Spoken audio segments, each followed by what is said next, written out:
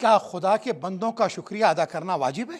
جی ہاں، امام رضا علیہ السلام فرماتے ہیں، اور یہ حدیث عیون اخبار الرضا کی والیوم نمبر 2 سے ہے، پیج 24 ہے۔ آپ فرماتے ہیں من لم یشکر المنعم من المخلوقین۔ یہ یاد رہے، مسلمانوں کے شکریہ کی بات نہیں ہو رہی ہے، اہل ایمان کے شکریہ کی بات نہیں ہو رہی ہے، انسانوں کے شکریہ کی بات نہیں ہو رہی ہے، مخلوق الہی کہ جس نے بھی تم کو نعمت دی ہے، فیور کیا ہے، احسان کیا ہے، مدد کیا ہے، اور اس کا تم نے شکریہ نہیں ادا کیا، تو کتنی بڑی مصیبت ہے شکریہ نہ ادا کرنا مخلوقین کا۔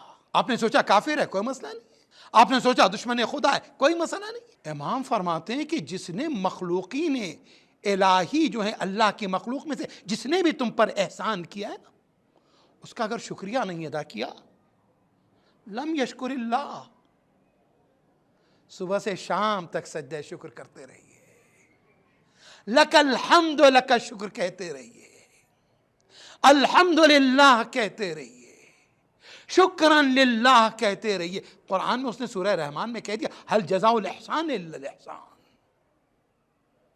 کیا احسان کا بدلہ احسان کے علاوہ کچھ ہے؟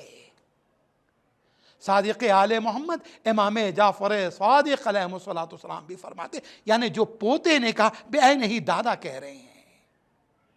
آپ کہتے ہیں من لم یشکر المخلوق لم یشکر الخالق، کلیہ قائم کر دیا آپ نے کہ جو مخلوق کا شکریہ نہیں ادا کرتا وہ اپنے خالق کا شکریہ ادا کر ہی نہیں سکتا، یعنی قبول ہی نہیں ہوگا جب تک کہ بندگان خدا جن لوگوں نے تمہارے ساتھ نیکیاں کی ہیں ان کے احسان کا بدلہ نہ چکاؤ، ان کا شکریہ نہ ادا کرو۔